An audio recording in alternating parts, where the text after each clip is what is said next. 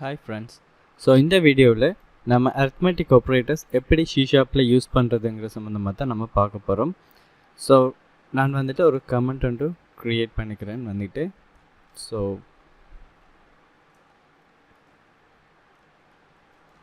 arithmetic operators. So arithmetic operators சொல்லி heading போட்டுட்டேன்.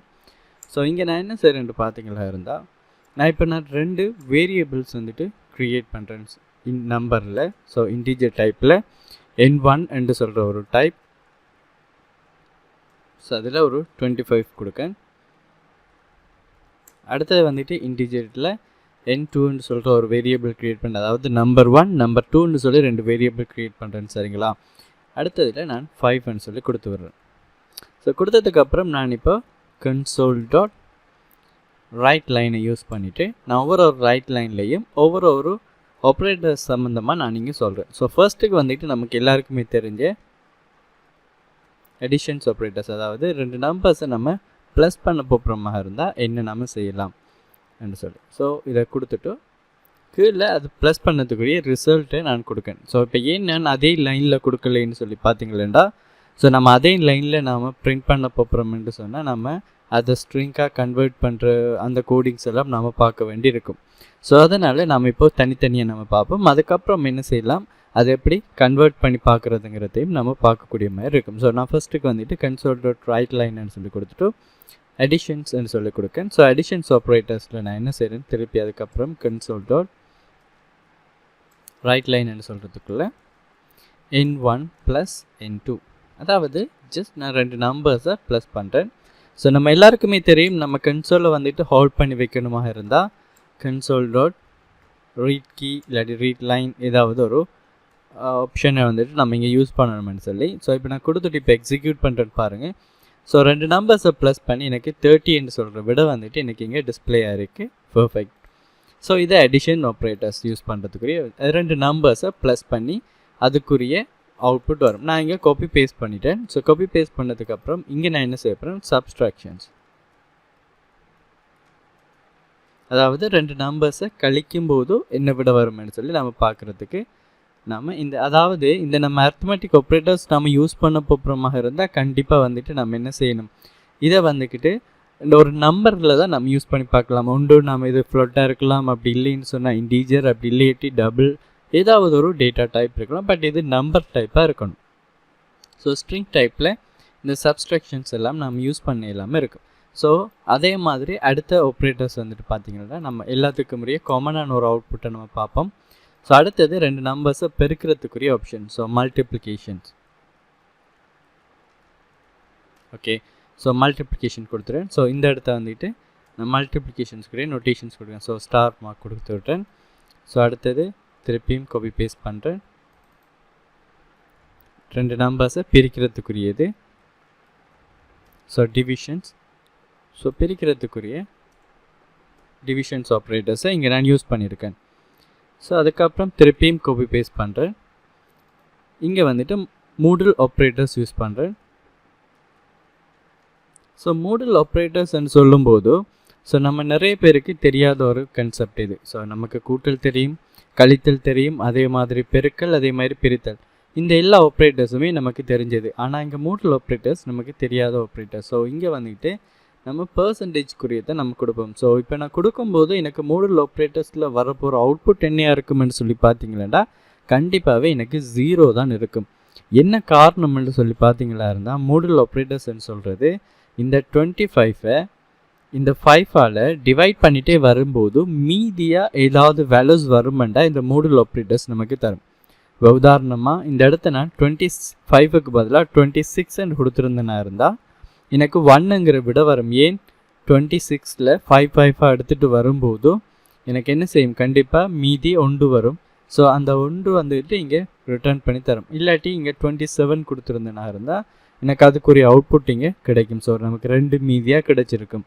So இதுதான் பார்த்தீங்கன்னா மூடல் ஆப்ரேட்டர். ஸோ ரெண்டு தானத்தை பிரிக்கும்போது மீதியாக ஏதாவது வேல்யூஸ் வரும்னா அந்த மூடல் ஆப்ரேட்டர்ஸில் நம்ம பார்க்கக்கூடிய மாதிரி இருக்கும். ஸோ நான் இங்கே என்ன செய்கிறேன்னு சொல்லி பாருங்கள். இந்த இடத்த வந்துட்டு இன்க்ரிமெண்ட் கொடுக்கேன். சரிங்களா? ஸோ இன்க்ரிமெண்ட் சொல்லி டைப் பண்ணிட்டேன். இங்கே நான் வேறு எதுவுமே செய்யலை, n1 ப்ளஸ் ப்ளஸ்ன்னு சொல்லி கொடுக்கேன். வேறு எதுவுமே நான் கொடுக்கல, n1 ப்ளஸ் ப்ளஸ்ன்னு கொடுத்துட்டு இங்கே நான் n1 கொடுக்கேன். ஸோ இதோட அவுட்புட்டை நான் எண்டில் பார்ப்போம் பாருங்கள். ஸோ அதே மாதிரி திருப்பியும் காப்பி பேஸ்ட் பண்ணுறேன். அடுத்து நான் கொடுக்கேன் டிக்ரிமெண்ட் சொல்லி கொடுக்கேன். ஸோ கொடுத்துட்டு இந்த இடத்த நான் என்ன செய்கிறேன், மைனஸ் மைனஸ் யூஸ் பண்ணுறேன். அதாவது இப்போ மைனஸ் மைனஸ் யூஸ் பண்ணிவிட்டு திருப்பியும் n1 நீங்கள் கொடுத்து விட்றேன். இப்போ நான் ஃபைனலாக அவுட்புட்டை பார்க்கன்னு பாருங்கள். ஸோ இப்போ நான் எக்ஸிக்யூட் பண்ணுறேன். எக்ஸிக்யூட் பண்ணும்போது எனக்கு இங்கே வந்த விடைகளை கம்பேர் பண்ணி பார்ப்போம் பாருங்கள். ஓகே, அடிஷன்ஸ் இங்கே என்ன நடந்திருக்கு, 25 கூட்டும்போது எனக்கு 30ன்னு சொல்கிற விட எனக்கு இங்கே டிஸ்பிளே ஆகிருக்கு.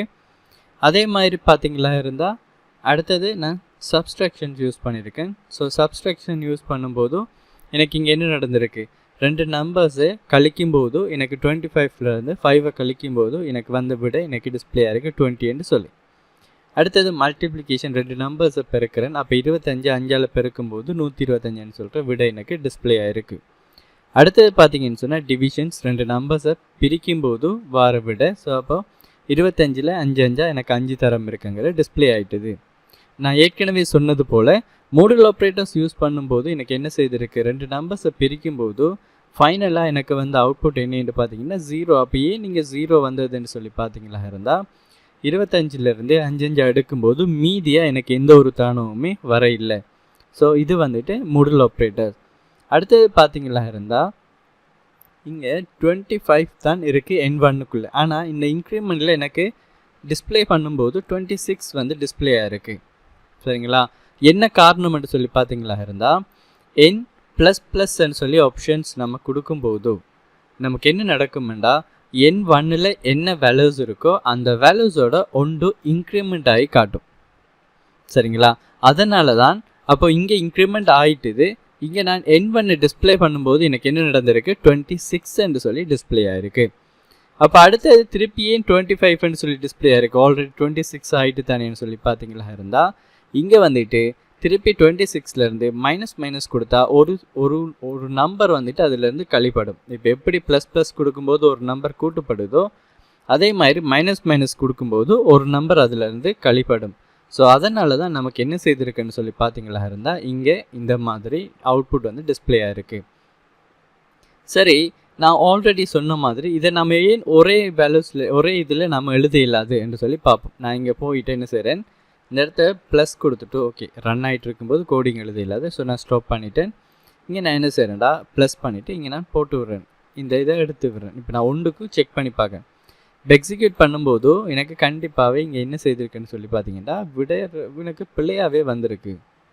என்ன காரணம்னு சொல்லி பாருங்கள். ஏன் நீங்கள் 205ன்னு சொல்லி வந்திருக்குன்னு சொல்லி பார்த்தீங்களா இருந்தால் இங்கே முதலாவது இருக்கிறது ஸ்ட்ரிங், ரெண்டாவது இருக்கிற ரெண்டுமே நம்பர். ஸோ இந்த நேரத்தில் எனக்கு இங்கே என்ன நடக்குதுன்னு சொல்லி பார்த்தீங்களா இங்கே ஸ்ட்ரிங் தான் இருக்குது.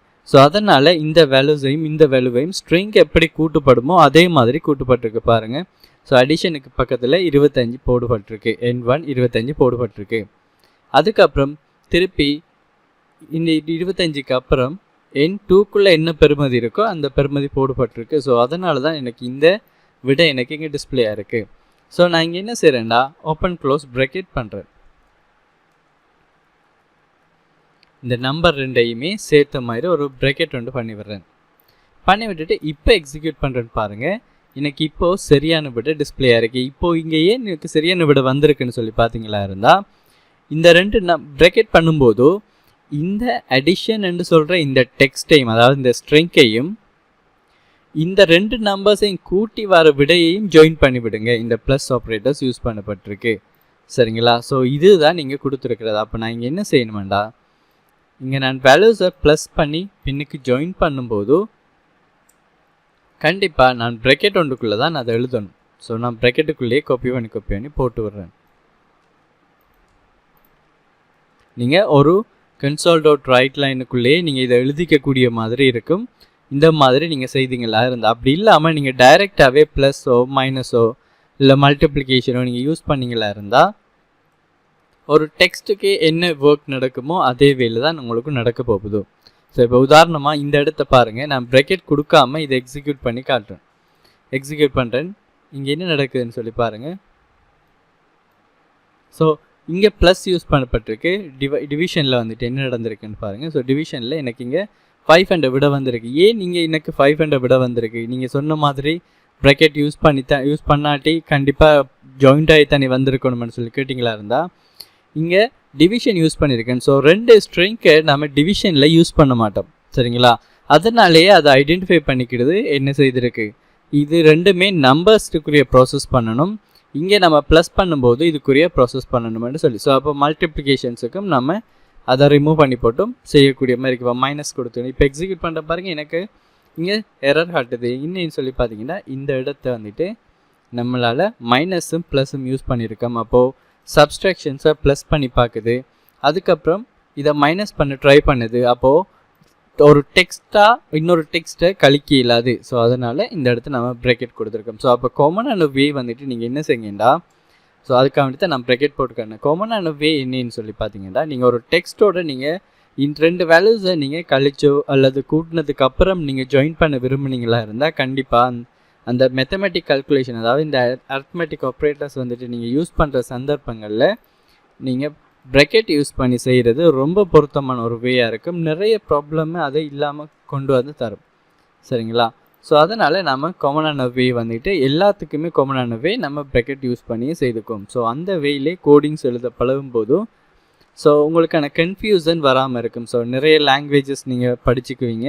ஸோ அந்த சந்தர்ப்பங்களில் உங்களுக்கு என்ன செய்யாது, கன்ஃபியூசன் இல்லாமல் போயிடும். ஸோ இப்போ நான் இங்கே N1 மட்டும் கொடுத்துட்றேன். எனக்கு இங்கே ப்ராக்கெட் தேவையில்லை. என்ன காரணம், நான் ஆரம்பத்திலே இன்க்ரிமெண்ட் பண்ணி வர்றேன். அப்போ இங்கே என்ன செய்கிறேன்,